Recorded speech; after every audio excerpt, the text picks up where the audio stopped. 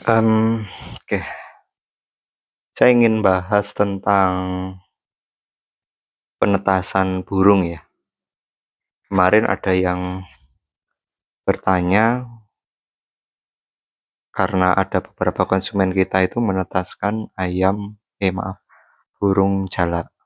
Dan memang beberapa burung jalak itu posisinya statusnya adalah dilindungi atau terancam punah.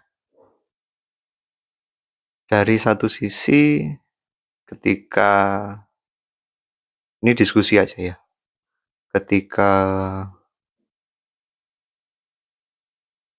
hewan baik dilindungi maupun tidak dilindungi, eh, terus itu bisa dipijahkan atau dikembangbiakkan atau dibudidayakan, itu saya kira populasinya akan semakin banyak, gitu ya. Berbeda ketika hewan atau tanaman atau apapun itu tidak bisa dibudidayakan, tapi hanya bisa diambil dari alam. Maka lama-kelamaan ketika kebutuhan semakin tinggi, hewan atau tanaman tersebut akan punah. Itu yang terjadi di masa-masa lampau, sehingga banyak hewan-hewan yang dulunya ada, sekarang sudah tidak ada karena pemburuan.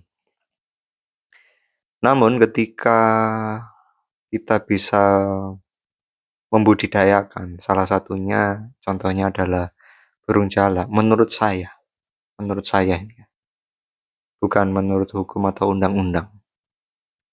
Saya kira itu akan banyak membantu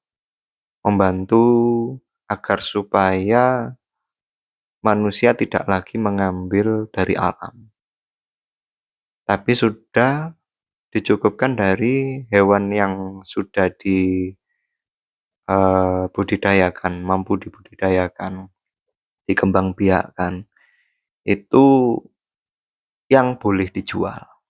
Mungkin ini kalau didengar sama BKSDA ya, Badan Konservasi ya,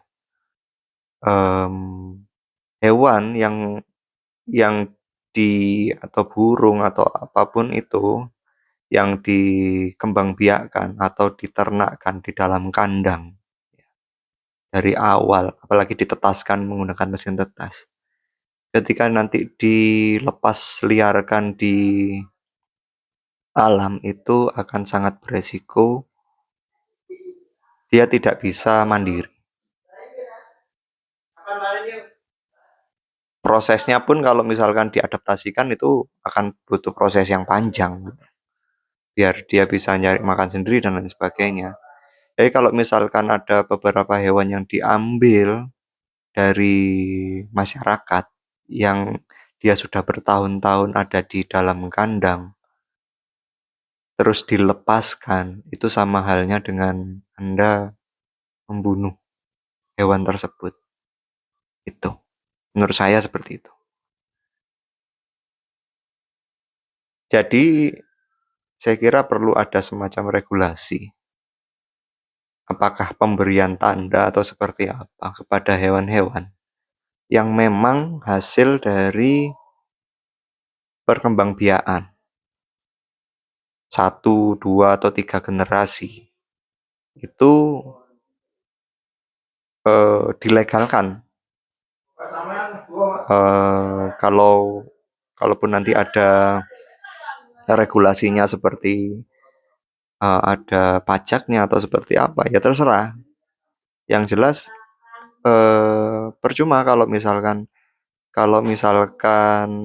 itu diambil terus dilepaskan, terus akhirnya yang dilepaskan yang di alam diambil lagi karena tetap ada orang yang mau beli, nggak akan ada selesainya.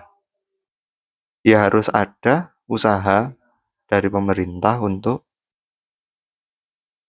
mengembangbiakkan, sehingga melegalkan itu dengan cara yang benar. Kalau misalkan tetap seperti awal, hewan yang ada di masyarakat langsung dilepaskan, tetap ada yang pingin, ada yang suka, tetap ada yang mau beli, motif ekonomi itu akan membuat orang melakukan pemburuan lagi. Itu yang akan merusak alam. Jadi kalau misalkan itu dikembangbiakkan dan apalagi banyak, itu nanti kasusnya seperti burung-burung hias, seperti lovebird dulu, terus kenari. Itu banyak dikembangkan menggunakan mesin penetas. Memang betul dilegalkan. Memang posisinya legal itu ya, nggak dilindungi. Itu populasinya banyak sampai murah. Lah, kalau di titik murah itu seperti apa yang terjadi? Apa yang terjadi? Ketika hewan itu murah, maka orang yang mau memburu di alam itu bakalan males karena biaya berburunya lebih tinggi daripada harganya. Jadi mending mending seperti itu. Jadi belajar untuk mengembangbiakkan. Seperti itu pendapat saya. Terima kasih. Ada salahnya, mohon maaf. Silakan kalau ada yang komen-komen, tulis di bawah. Terima kasih. Wassalamualaikum warahmatullahi wabarakatuh.